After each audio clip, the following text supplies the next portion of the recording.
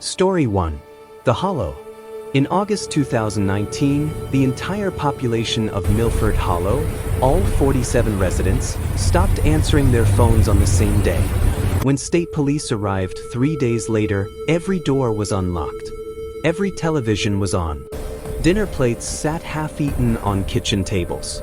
But the town was completely empty. Not a single person has been seen since. Millford Hollow sits in the Appalachian backwoods of West Virginia, 23 miles from the nearest highway. You won't find it on most maps. The town had one gas station, a post office that opened twice a week, and a general store run by a woman named Martha Cruz. Most residents were retirees or families who'd lived there for generations. The kind of place where everyone knew everyone. On August 14, 2019, a postal worker named David Renner was supposed to deliver mail to Millford Hollow. He'd been making the route for 6 years. But when he arrived that Wednesday morning, something felt wrong. The air was too still. No dogs barking. No children playing in yards. The gas station was open, but no one was behind the counter. The register drawer hung open. Empty. David walked through the aisles calling out. His voice echoed back. He drove deeper into town. Cars sat in driveways. Laundry hung frozen on clotheslines. At Martha's house, the front door was wide open. He stepped inside. The kitchen table was set for breakfast. 2 plates. Eggs congealed on one. Toast sat buttered on the other. A coffee mug was still warm. David called the police. State police arrived by noon. What they found defied explanation. 47 people. Gone. No signs of struggle. No blood. No forced entry. In nearly every home, food was left out. Televisions were on, some still playing the local news from 3 days prior. One house had a bathtub still full of water. Officer Nicole Brennan was one of the first responders. In her report, she described walking through a home where a child's birthday party had been set up. Balloons tied to chairs. A cake with 6 candles, unlit, sitting on the table. Presents wrapped in bright paper. It was like they just vanished mid-celebration, she wrote. Investigators checked hospitals, bus stations, train records. Nothing. They interviewed family members in neighboring towns. No one had heard from their relatives in Millford Hollow. Most said they tried calling for days but got no answer. Search teams combed the surrounding woods for weeks. Cadaver dogs found nothing. Helicopters with thermal imaging turned up no heat signatures. The FBI was called in. They found no evidence of foul play, no digital footprint of mass communication or planning. 47 people had simply stopped existing. 2 months later, a hiker named Greg Tomlinson was exploring an old mining tunnel system 5 miles outside Millford Hollow. The tunnels had been abandoned since the 1950s, sealed off with rusted gates and warning signs. Greg noticed one of the gates was open. He ventured inside with a flashlight. The air was damp and smelled like wet stone. About 300 feet in, he found a chamber. The walls were covered in handprints. Hundreds of them. Pressed into the soft limestone in dark, reddish-brown stains. At the center of the chamber was a circle of stones. And inside the circle, 47 pairs of shoes. Neatly arranged. Men's boots. Children's sneakers. Women's flats. No bodies. Just shoes. Greg ran. When police returned to the site, they confirmed the shoes matched missing residents. DNA traces inside matched the missing. But the shoes were clean. No dirt. No wear. As if they'd been placed there moments ago. The handprints on the walls were tested. Human blood. But it was old. Decades old. Some samples dated back to the 1800s. Investigators uncovered something in the town's history. Millford Hollow was founded in 1823, but records show the town had disappeared twice before. Once in 1847, and again in 1921. Each time, the population vanished without a trace. Each time, new settlers moved in years later, unaware of what had happened. Local historians found journal entries from 1847. A settler named Thomas Millford wrote about hearing a hum from below the earth in the days before everyone vanished. He described residents walking toward the old mining tunnels at night, expressionless, silent. His final entry, dated 3 days before the disappearance, read, "We are being called. I do not know by what, but we must answer." Millford Hollow remains abandoned. The state condemned the town in 2020. The tunnel system was sealed with concrete, but locals say the hum has returned. In 2024, a family of 4 moved into a farmhouse 6 miles from Millford Hollow. They lasted 2 weeks before fleeing. The mother told reporters they heard it every night, a low, vibrating hum rising from the ground. She said her children began sleepwalking toward the woods. When asked why they didn't call police, she said, "We wanted to, but every time I picked up the phone, I couldn't remember why." No one has moved to the area since. The shoes remain in that chamber. Investigators sealed the entrance, but some say if you stand near the old gate at night, you can still hear it. The hum. Story 2. The broadcast. Greylock, Montana is home to fewer than 300 people. It sits in a valley surrounded by dense pine forests, 40 miles from the Canadian border. The town has 1 grocery store, 1 church, and 1 radio station, KDY 94.7 FM. It broadcasts local news, weather, and classic country music. The station is run by a man named Bill Hackett, who'd owned it since 1998. On the morning of November 3, 2021, Bill was alone in the station. It was a Wednesday. He was preparing the 10 a.m. news segment when his equipment started acting strangely. The signal meters spiked. Static poured through the monitors. Then the static cleared. A woman's voice came through. Smooth, almost robotic in its calmness. "The following are marked," she said. Bill scrambled to stop the broadcast, but his controls were unresponsive. The voice continued. She began reading names. Full names. Slowly. Deliberately. David Archer. Michelle Koenig. Robert Fallon. Sarah Tan. 23 names total. Then the transmission ended. Silence. Bill's equipment returned to normal. He immediately called the FCC. They found no record of the transmission. No outside signal had intercepted his frequency. According to their logs, KDY had broadcast nothing unusual that morning. But 17 people in Greylock had heard it, and they'd all recorded the names. David Archer was the first name on the list. He was a 61-year-old mechanic who lived on the edge of town. People described him as quiet, reliable, and healthy. 4 days after the broadcast, David didn't show up to open his shop.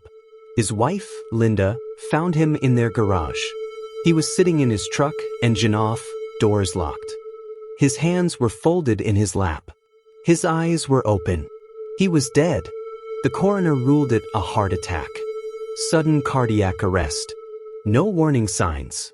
No history of heart disease. Linda told police that David had been acting strangely since the broadcast. He'd heard his name. She said he kept staring at the radio in their kitchen, even when it was off. The night before he died, she woke to find him standing in the hallway, whispering. "She's right," he said. "She's always right." Within 2 weeks, 3 more people on the list were dead. Michelle Koenig, a schoolteacher, died in her sleep. No cause determined. Robert Fallon, a retired logger, drowned in his bathtub. The water was only 6 inches deep. Sarah Tan, a nurse, drove her car off a bridge. She wasn't speeding. No skid marks. Witnesses said she simply steered into the guardrail. Panic spread through Greylock. The remaining 19 people on the list went to the police. They begged for protection. Some left town entirely. Others locked themselves in their homes. It didn't matter. By March 2022, 12 more were dead. Car accidents. Sudden illnesses. One man, Carl Voss, barricaded himself in a hunting cabin 30 miles away. He had supplies for months. His brother checked on him every week. On his 4th visit, Carl was dead, sitting in a chair facing the door. No injuries. No signs of distress. The cabin was still locked from the inside. The coroner found nothing. His heart had simply stopped. The FBI opened an investigation in April 2022. They interviewed everyone in Greylock. They analyzed the original broadcast recording. Forensic audio experts confirmed the voice was real, not synthesized, not AI-generated. A human woman. But they couldn't identify her. Voice pattern analysis found no matches in any database. They traced the signal origin. It had come from inside the KGY station itself. But Bill Hackett was alone that day. Security footage showed no one else entering the building. One agent, Catherine Wells, noticed something disturbing. She cross-referenced the names with town records. Every person on the list had been born in Greylock. Not just lived there, born there. All between 1960 and 1985. All delivered by the same doctor, Dr. Eleanor Marsh. Eleanor had been the town's only physician from 1959 to 1987. She delivered nearly every child born in Greylock during that time. She ran a small clinic on the north side of town. Eleanor died in 1988. She hung herself in the clinic. No note. No explanation. Agent Wells visited the old clinic. It had been abandoned for decades. Windows boarded. Weeds choking the entrance. Inside, she found patient files. Hundreds of them. Moldy and water-damaged, but readable. She noticed something immediately. For 23 births between 1960 and 1985, Dr. Marsh had made identical notes. Delivery successful. Marking complete. No other details. No explanation of what marking meant. Wells kept searching. In the basement, she found a locked room. Inside was a reel-to-reel tape recorder, covered in dust. She pressed play. It was the same woman's voice from the broadcast, but this recording was from 1987. The following are marked, the voice said. Then it read 23 names. The exact same names from the 2021 broadcast. Dr. Eleanor Marsh had recorded this 34 years before it aired. By June 2022, 22 people on the list were dead. One remained. Rebecca Hall. She was 41 years old. A librarian. She'd fled to Seattle the day after the broadcast, but she returned to Greylock in late May. She told friends she felt drawn back. On June 9, 2022, Rebecca walked into KGY and asked Bill Hackett if she could see the station. He agreed, uneasy. She stood in the broadcast booth for a long time, staring at the equipment. She wanted me to be here, Rebecca said. Bill asked who she meant. Rebecca smiled. Dr. Marsh. She marked us before we were born. I don't know how, but she knew when we'd die. All of us. Rebecca left the station. 2 hours later, she was found in the same clinic basement where Agent Wells had discovered the tape recorder. Rebecca was sitting in a chair, hands folded, eyes open. The autopsy revealed nothing. Her heart had stopped. The FBI closed the case in 2023. They classified it as unexplained deaths and sealed the files. But in October 2025, KGY went off the air. Bill Hackett reported that the equipment kept malfunctioning. He'd hear voices in the static. Always the same voice. The following are marked. He shut the station down permanently. Locals say if you drive past the old clinic at night, you can see a light in the basement window. And if you listen closely near the KGY tower, you can still hear the broadcast. Faint. Looping. A woman's voice reading names. Some people in Greylock have started hearing their own names. They don't report it. They just wait. Story 3. The Passenger. Copper Falls, Idaho is a mining town with a population of 812. It sits along Highway 21, surrounded by mountains and dense wilderness. Most residents work at the copper mine or the lumber mill. It's the kind of place where nothing happens after 9 p.m. Marcus Webb was a part-time rideshare driver, 29 years old, studying online for a degree in engineering. He drove weekend nights to cover tuition. He knew the town well. Every street. Every shortcut.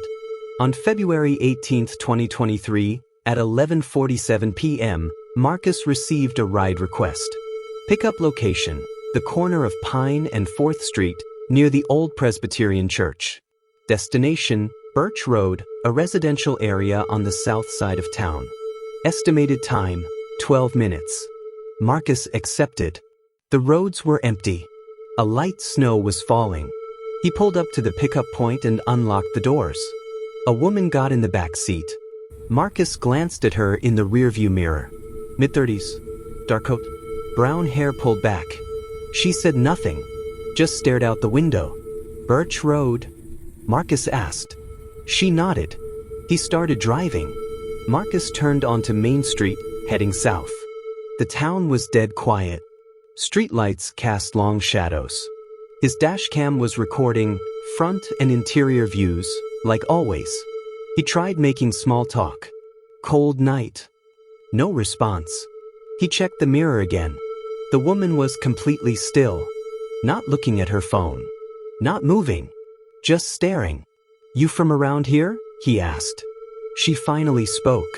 Her voice was flat, emotionless. "Keep driving." Marcus felt uneasy, but he kept going. He turned onto Birch Road.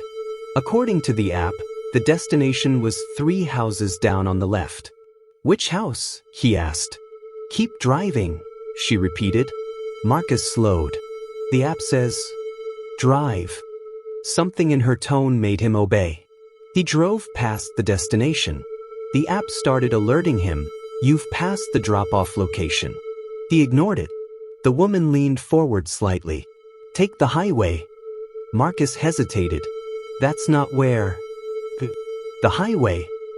He turned onto Highway 21. His hands were shaking. He thought about stopping, about telling her to get out. But something stopped him. A pressure in his skull. A fog creeping into his thoughts. He kept driving. The next thing Marcus remembered, he was sitting in his car in a truck stop parking lot. Sunlight was pouring through the windshield. His head was pounding. He checked his phone. 6:02 a.m. He'd been driving for over 6 hours. Marcus looked around, disoriented. The parking lot was in Boise, over 170 miles from Copper Falls. His gas tank was nearly empty. The back seat was empty. The woman was gone. He checked the rideshare app. The trip showed as completed at 11:59 p.m., 12 minutes after pickup. But that was impossible. He'd been driving all night. Marcus reviewed his dashcam footage. What he saw made his blood turn cold. The first 11 minutes of footage were normal. Marcus driving. The woman sitting silently in the back. Then, at 11:58 p.m., something changed. The woman's face shifted. Not slowly. Instantly. Like a glitch. Her features blurred, then reformed. She looked different. Older. Then younger. Then someone else entirely. Her face kept changing. Every few seconds. Different women. Different ages. Different expressions. But her voice remained the same. "Stop here." Marcus, on the footage, pulled over on a dark stretch of highway. Middle of nowhere. No buildings. No lights. The woman got out. But before closing the door, she leaned back in and looked directly at the camera. Her face was blank. Smooth. Featureless. Like a mannequin. "Thank you for the ride, Marcus." The door closed. She walked into the darkness. The camera angle couldn't follow her. Marcus sat frozen in the driver's seat for 30 seconds. Then he started driving again. For the next 5 hours and 40 minutes, the dashcam recorded him driving in complete silence. His face was expressionless. His eyes never blinked. He drove through the night, through towns, past gas stations, past state troopers. He never stopped. At 5:47 a.m., he pulled into the Boise truck stop and parked. Then he blinked.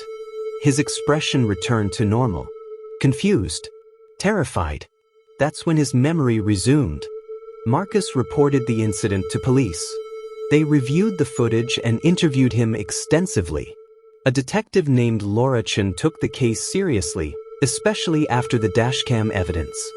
She traced his route using highway cameras and GPS data. Marcus's car had traveled 340 miles total. Copper Falls to Boise, then a strange loop through backroads in rural Idaho, then back to Boise. But here's what disturbed Detective Chin. During those 5 hours, Marcus's car was captured on 7 different traffic cameras. In every single frame, Marcus was alone in the car. No passenger in the back seat. She was never there. Detective Chin dug deeper.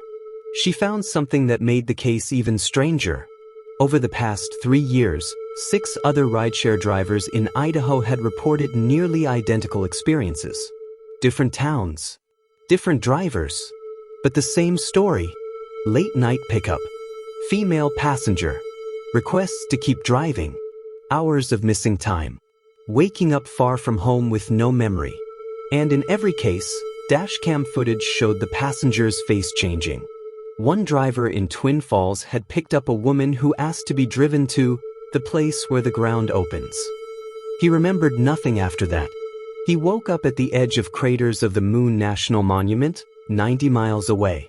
Another driver in Pocatello recorded a passenger who whispered GPS coordinates for 4 straight hours.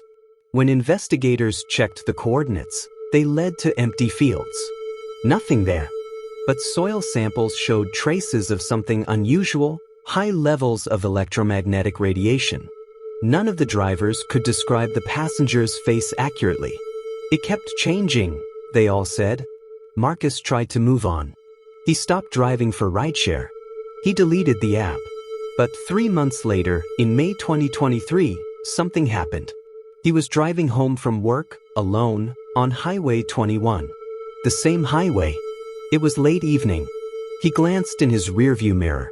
Someone was sitting in his back seat. The same woman. Staring at him. Marcus slammed on the brakes. He spun around. The back seat was empty. But when he looked in the mirror again, she was there. Smiling. "You were always coming back," she said. Marcus abandoned his car on the side of the road and walked 6 miles to the nearest town. When police retrieved his vehicle, they found something written in condensation on the rear window. "Next time, don't stop." Investigators never found the woman. No identity. No records of anyone matching her description. The rideshare account that requested Marcus's ride was deleted the same night. The payment method was a gift card purchased with cash. Untraceable. Detective Chin developed a theory. She believed the woman, or whatever she was, wasn't trying to get somewhere. She was testing something. The routes. The drivers. The ability to control them. Every driver she picked went to places with no people. Remote. Isolated, Chin said in an interview. It's like she was mapping something. Finding locations. When asked what for, Chin went quiet. "I don't know." But every driver said the same thing when they woke up. "It felt like I was looking for something. Like she needed me to find something." None of the drivers know what. Marcus still lives in Copper Falls, but he doesn't drive at night anymore. He installed cameras in every room of his house. He checks his back seat every time he gets in his car. In December 2025, another rideshare driver reported a similar experience. This time in Oregon. The passenger requested a route through the mountains. 6 hours later, the driver woke up in Washington state. The dashcam showed the same thing. A woman whose face kept changing. She's still out there. Still calling for rides. Still taking drivers to places they can't remember. And if you drive rideshare late at night, if you get a ping from an unknown number, if a woman in a dark coat gets in your back seat and tells you to keep driving, you won't remember saying yes. But you'll wake up somewhere you've never been, with miles you can't explain, and the feeling that you were looking for something. Something you hope you never find. These 3 stories are real. The towns exist. The people existed. And what happened to them remains unexplained. If you thought this story was terrifying, wait until you hear what happened in the next one. Subscribe and share before it drops.